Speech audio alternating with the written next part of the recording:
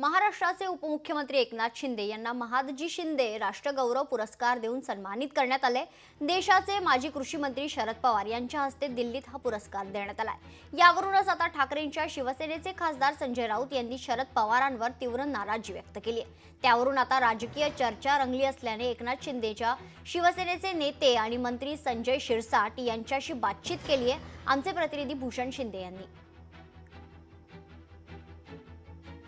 साहित्य संमेलनाच्या लोकांना हा दलाल म्हणतो आणि शरद पवार साहेबांनी कोणत्या कार्यक्रमाला जाऊ नये हा तर काय संजय राऊतकडून कार्यक्रम घेईल का?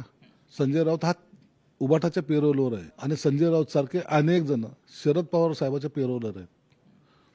म्हणून कोणी कोणाच्या पेरोलवर आहे एकदा पहिलं ठरवून घ्या। मालकाबद्दल असं बोलायचं नसतं।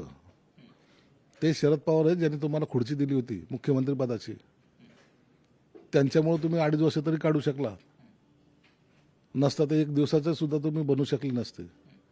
आणि म्हणून अशावर शरद पवारांवर तुम्ही टीका करतात म्हणजे तुम्ही नमक हराम ज्याला म्हणतात ना ते आहात। याचं तर वर्ल्ड म्हणजे जागतिक स्तरावर याचं स्वागत झालं पाहिजे जोडे मारून।